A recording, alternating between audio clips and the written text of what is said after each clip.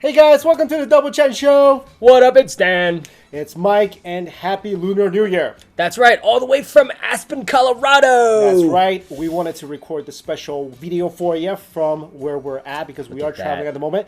And we also wanted to share with you a little bit about Lunar New Year. That's right. In our case, Chinese New Year. Yep, in our case, Chinese New Year. Yeah. And there's certain ways. People always ask us, how do you celebrate? What are some of the things you do or don't do? And 2016, of course, is the year of the monkey.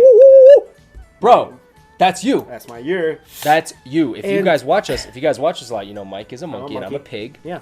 So, you are a pig. That's right. And also, you know, those of you who might not know, Chinese New Year goes on for 15 days. That's right. And the day you're watching this video should be New Year's Eve, Sunday, and then Monday, or at least New York time Sunday, and then Monday will be the start of the new year. So for all you guys out there and this dude, we're going to share with you some do's and do nots when it comes to celebrating Chinese New Year. That's right. Heed our advice, people. Okay, this one is doesn't apply to everybody, but when the new year comes, you need to stop your baby from crying. Stop your baby from crying. Yeah, I heard of that one. That's a very strange one that a lot of people don't know about. Yeah, it's said that if the baby cries, it actually brings bad luck for the new year. So here's my question. How do you keep a baby from crying? I mean, isn't that the secret? I mean, if you could do that, wouldn't everyone want to know? Like, is there some secret Chinese remedy? Maybe that day ship the baby off to grandma's. I don't know.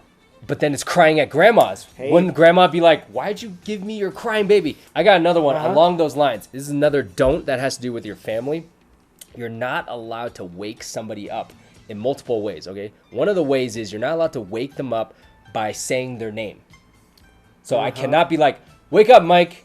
Then, if I don't do that, I'm also not allowed to say, when you wake up on your own, I'm supposed to let you wake up on your own. So let's say you do it, and the first thing I say to you, it cannot be Happy New Year. So I cannot say Happy New Year to you on the day of New Year's, or I cannot say your name to wake you up. And the reasons for that is twofold. The name one is basically if you wake them up, it is believed that throughout the rest of the year, you will constantly have to nag them. And it's kind of a sign of laziness. So your children will be lazy. You're going to have to nag them to do stuff all the time. That's basically what it is. I see. Yeah. Okay. I've never heard that before. Yeah. All right. Here's another don't for you. Do not wash your hair. Yeah, I know about that one. You know about this one? Yeah, because Yi is really big on that stuff. She is like the most superstitious person about luck, and she's a girl, so she's like, oh, you know, she's always like, Dan, go get your hair cut, but not on New Year's. Right. There's a lot of things to do with hair on New Year's Day, especially.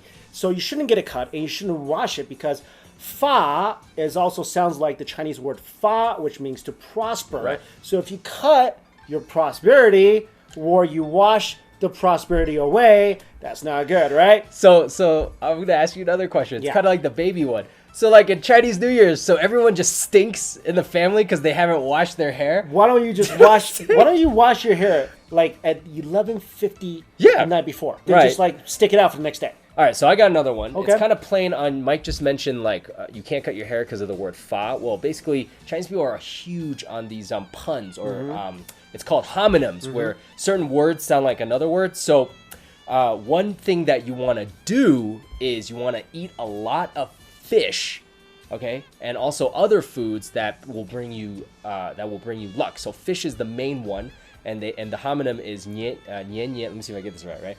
Nian nian you yu, which is every year there will be a lot of plentiful fish. Okay, you explained that. So nian nian I butchered that. It's a Chinese saying. It means every year there's a surplus or prosperity, right? Right. Okay. Okay. So that's why you eat fish. Right, and that's why you eat fish, because fish is also yu. So every year there's fish. Exactly. So other foods that basically you want to eat is like oranges and pomelos, which is a sign of wealth. Well, because jinju, like golden oranges, that's right. Why, because gold, of course.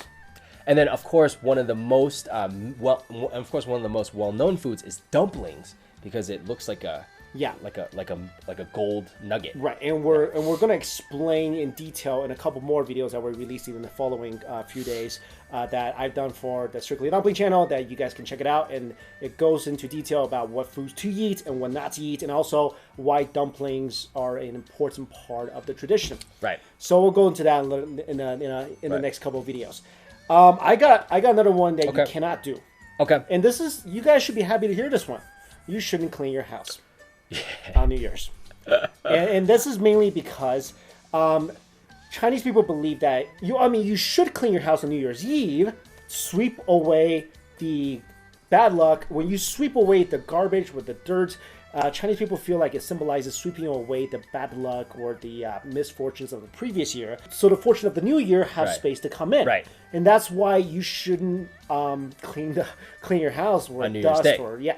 Because you will be sweeping away all the new or good fortune. Yep. But whoever sweeps anymore, so you shouldn't vacuum up your good fortune. Yeah, or swifter up your good fortune. Or Roomba up your good fortune. Or that like electric vacuum guy that goes around the floor. That's why I said Roomba. Oh, that's a Roomba? I don't even know what it's called. Come on, man. Okay, I got another do, okay? Okay.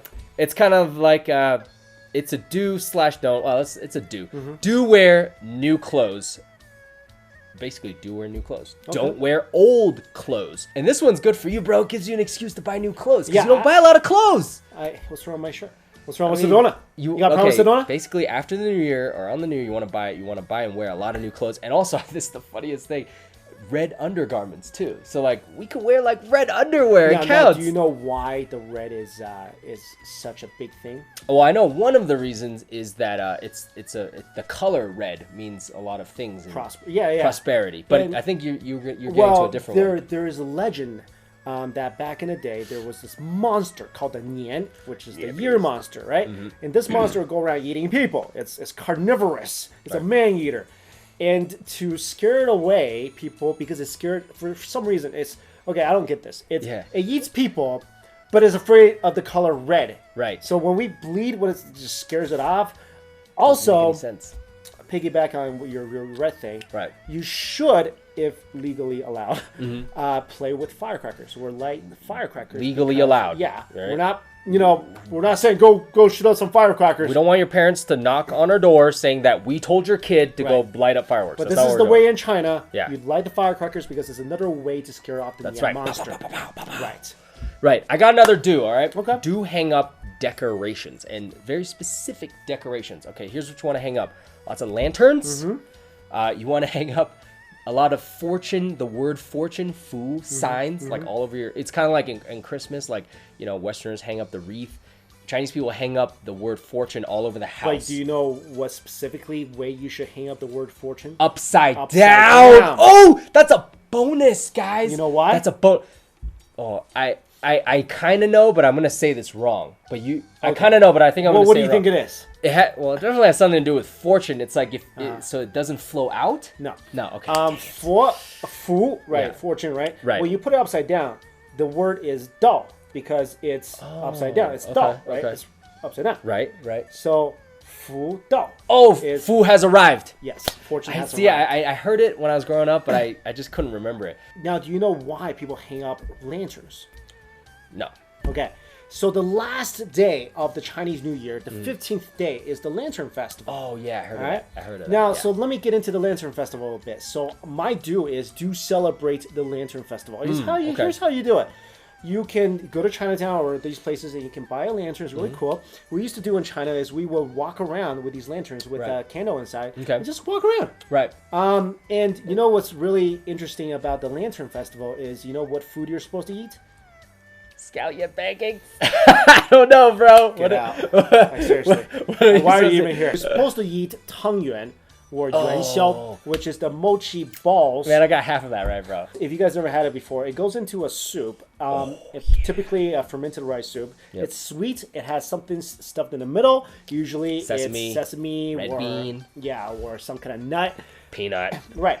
And the reason, why is round? To symbolize unity? To symbolize unity. Yes! Good job.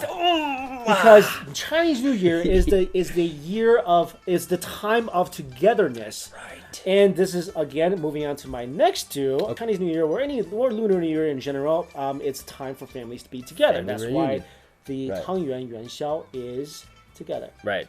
So you're saying celebrate the Yuanxiaojie, which is the Lantern Festival. Yeah.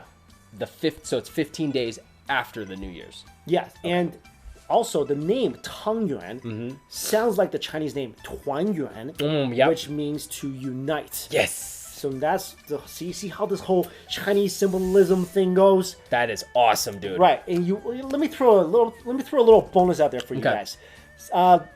The legend of the Lantern Festival, a lot of different variations. My favorite is the Jade Emperor had a crane or goose that was killed by a village on Earth. Because I don't know why. Because goose tastes good. I don't know. Crane tastes good. So Jade Emperor was mad. So he wanted to burn the village up. Because that's what gods do. Because you ate my goose, I'm gonna burn you up. But the emperor's daughter was very kind, and she came and warned the villagers. So the villagers, what they did was they took the red lanterns and they walked around with the red lanterns. So it seemed like the village was already on fire. So when the Jade Emperor took a look, he saw the village was already burning. He didn't do anything because he thought it was already done. That's a great legend. I like that. Yeah. Nice. All right, I got another one about food, but it's a don't. Okay. Do not eat kanji, specifically kanji, on the day of New Year's. And here's why. Because usually kanji is associated with kind of like a poor man's food. Yes. It's basically rice and water, and you boil it for a long time, and usually, like, you know, if you don't have anything else to eat, you just make some kanji, right? So if you eat kanji on the day of New Year's, you're basically ushering in, like, not a fortuitous year ahead. Right, so it's kind of like not a good omen of the year ahead. There's a lot of things you can eat. Do not eat kanji on New Year's Day. And people love kanji in China, and it's not like you're poor, you eat kanji. They just wait. Just don't eat it that day. Eat it the next day. And I got one last don't for you guys. Do not do laundry on the first 2 days of New Year's, because the first 2 days is supposed to be the birthday of the water god. Oh, right. And you're supposed to kind of like just not. So out of respect, you want to conserve water. And you just shouldn't drink anything. Yeah, No. Yeah. That's going too far. That's going too far. Just don't do laundry. Don't buy anything in the number 4, in multiples of 4. Don't say the word 4. Don't buy or give or donate anything or find anything or make anything in multiples of 4. Avoid 4. Why, Mike?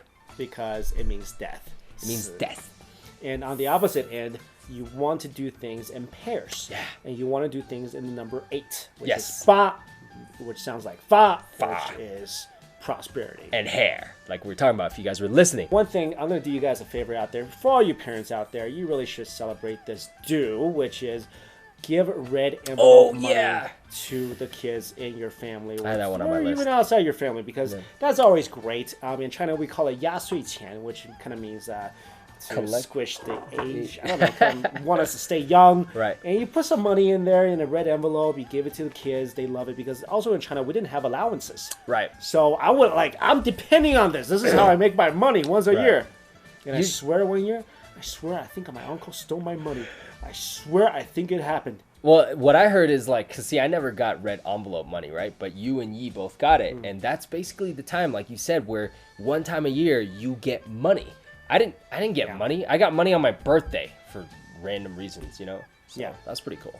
All right, guys. So those are some of our do's and do nots for Chinese New Year's and basically how to celebrate it. That's right. So tomorrow, Mike and I are going to be wearing red, eating dumplings and I don't know about that. fish, and not washing our hair, but not washing our clothes. I got a call from my mom. She's like, dinner tomorrow. Dinner tomorrow, New Year's Eve tomorrow. So I'll probably just take my mom out to Chinatown. But everything might be closed, right? Because it's a holiday. Why don't you do the reverse? You know how like Western people typically take their family to Chinese restaurants, right? During Christmas or like That's Thanksgiving. That's a good point. Western restaurants are closed. Why don't you take your mom to like IHOP? Well, come on, or whatever. More than IHOP. But yeah, I see what you mean. Maybe I'll do that. But it's so unfestivous, you know. So we're like Panda Express. That's pretty Western. Dude. All right, guys. Happy Chinese New Year. Happy Again, Chinese New Year. We will post a couple more videos about foods and about dumplings. Hopefully you enjoy that. Those are reposts from my Strictly Dumpling channel. Yep. A lot of you probably haven't seen that, so that's why we're posting it for you here. All right, guys. Happy Lunar New Year. Bye.